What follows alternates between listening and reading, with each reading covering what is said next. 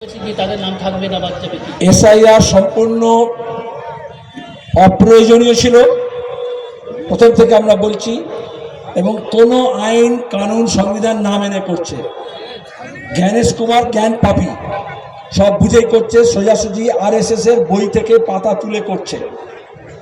এই জন্য supreme court বারবার বলেছে, সেই বিহারের সময় থেকে বলছে।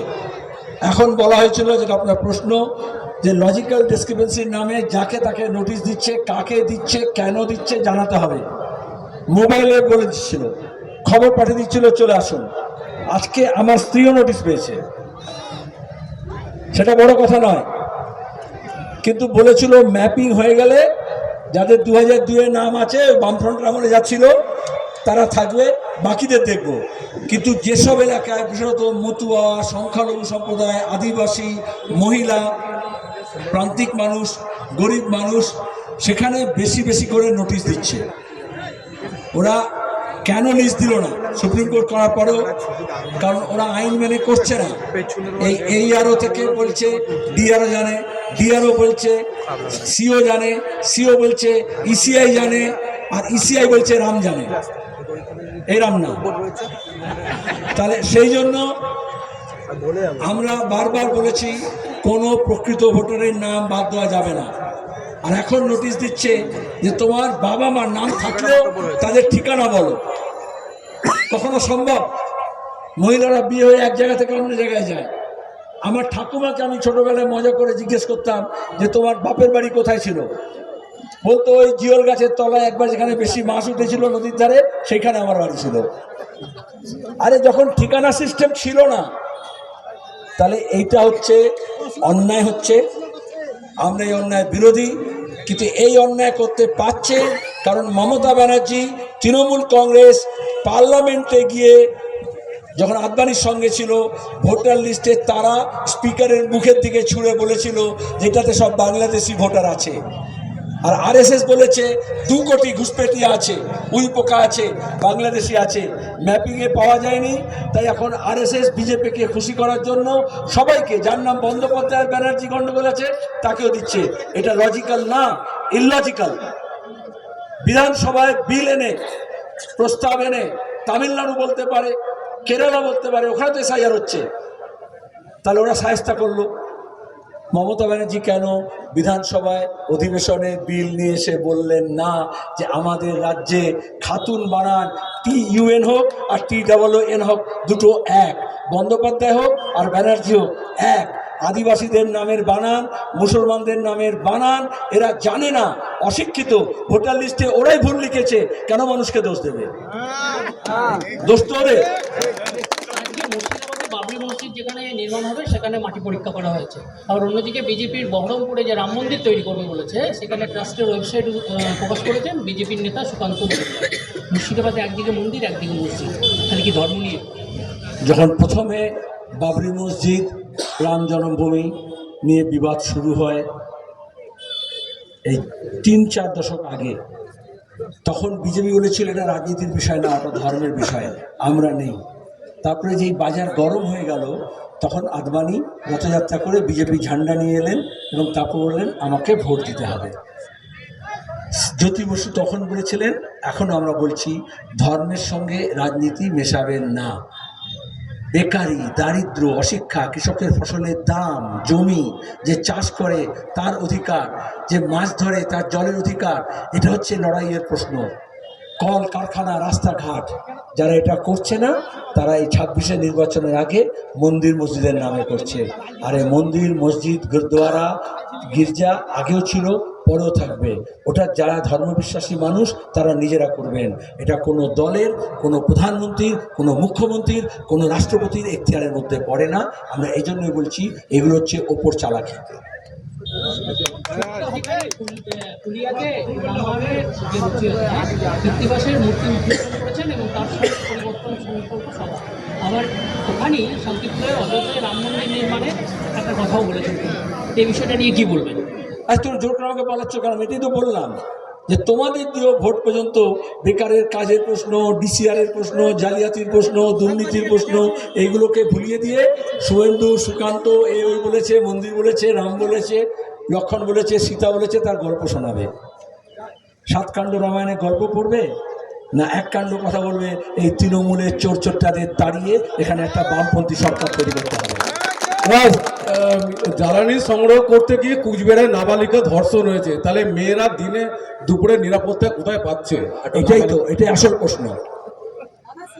তাহলে ধর্মকর্ম তো কম হলো না, তো ধর্মকে বর্ম করে অপকর্ম করা হচ্ছে।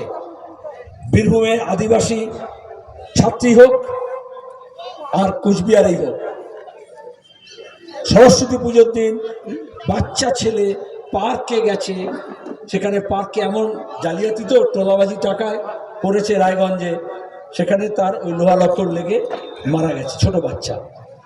তাহলে 2 নম্বরই হলে, তোলাবাজি হলে, কাটমানি হলে, এবং এই নারী নির্যাতন যেটা বলছো, আইনের শাসন না থাকলে কেউ নিরাপদ নয়। আর অভয়ার যদি বিচার না হয়, তামান্না খুন হয়েছে তার বিচার যদি না হয়, তাহলে যারা খুনি, যারা ধর্ষক, তাদের সাহস বেড়ে গেছে। মমতা ব্যানার্জি তাদের মাথায়, অপরাধীদের মাথায় ছাতা ধরেছেন, আর মমতা ব্যানার্জির মাথায় মোদি, অমিত শাহ, যোগীরা ছাতা ধরেছে, RSS ছাতা ধরেছে। ওই ছাতা গুটিয়ে দিতে হবে, তাহলে এই ধর্ষণ বন্ধ হয়ে যাবে। সেলিমবাবু, এই ঘটনাতেই বলি যে দিল্লি এবং উত্তরপ্রদেশে ধর্ষণ হলে তৃণমূল তাদের সোশ্যাল মিডিয়ায় পোস্ট করে, কিন্তু মেখলিগঞ্জের যে ঘটনা সোশ্যাল মিডিয়ায় এখনও পর্যন্ত পোস্ট হয়নি, কী বলবেন? এটাই তো মজা।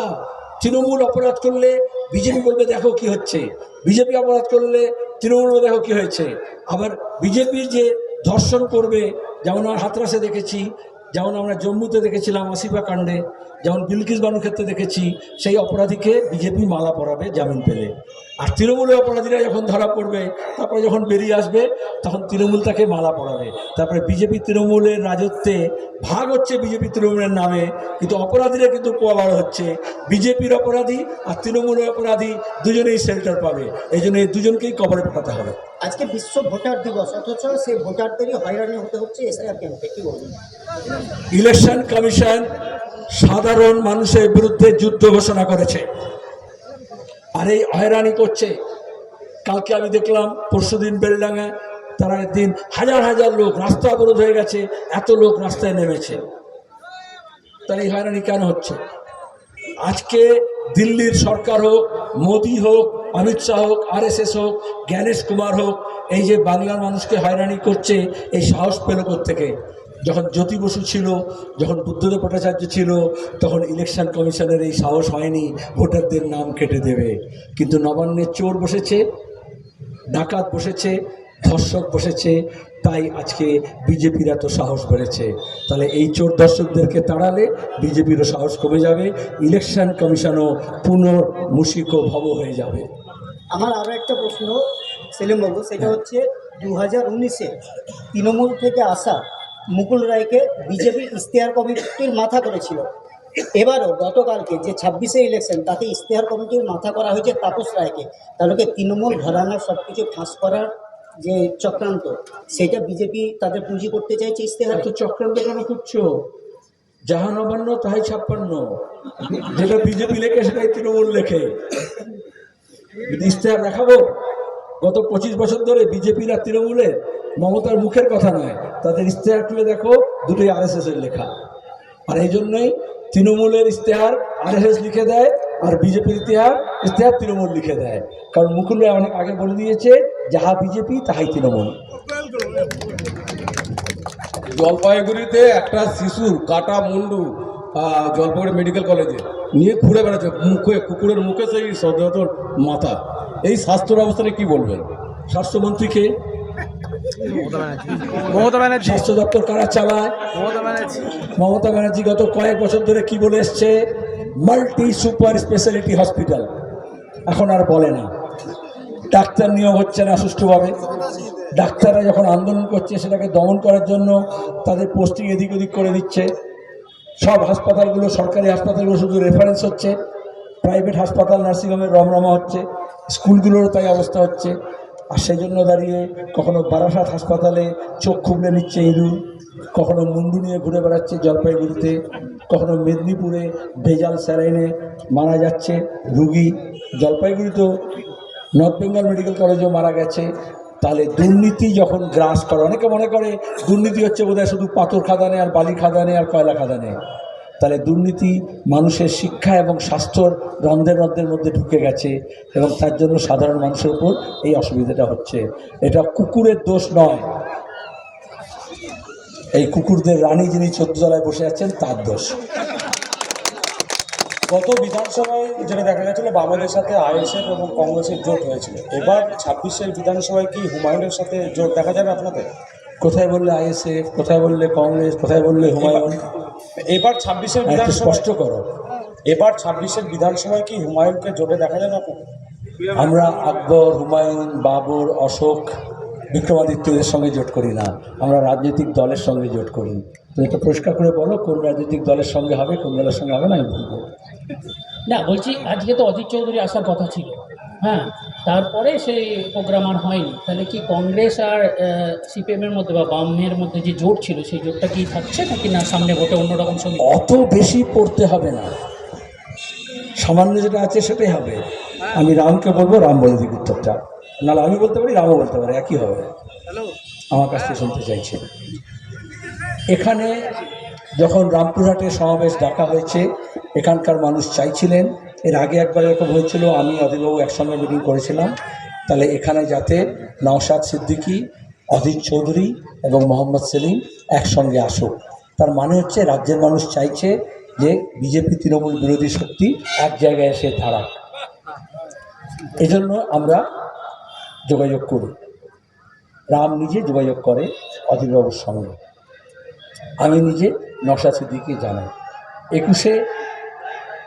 21 তারিখে তাদের প্রোগ্রাম ছিল আইএসএফের, এই জন্য ওদেরটা নিয়ে ব্যস্ত ছিল। আর কংগ্রেস বলো বা আইএসএফ বলো, আসলে আমাদের আসন সমঝোতা হবে কি না, কোন আসনে কে লড়বে, সবাই এটা দেখতে চায়, তারপরে আসতে চায়। এ তো সবাই তো আর সিপিআইএম নয় যে বেকারি নিয়ে, দারিদ্র নিয়ে, অশিক্ষা নিয়ে, জমি নিয়ে, জঙ্গল নিয়ে, পরিবেশ নিয়ে রাস্তায় নেমে লড়াই করব। এই জন্যই অধীরবাবু প্রথমে রাজি হয়েছিলেন, সম্মতি জানিয়েছিলেন, এরা উৎসাহিত হয়েছিল। কিন্তু তোমরা জানো কংগ্রেস দল এই বিজেপি তৃণমূল জোটে আসবে কি আসবে না, এই নিয়ে জেলার নেতারা একরকম ভাবছে, রাজ্যের নেতারা আর একরকম ভাবছে, কেন্দ্রের নেতারা আর একরকম ভাবছে। এটা সিপিএম কংগ্রেসের ব্যাপার না। কংগ্রেস যেদিন দিল্লি, মুর্শিদাবাদ, বীরভূম, কলকাতা এক লাইনে দাঁড়িয়ে যাবে, তখন লাইন ঠিক হয়ে যাবে।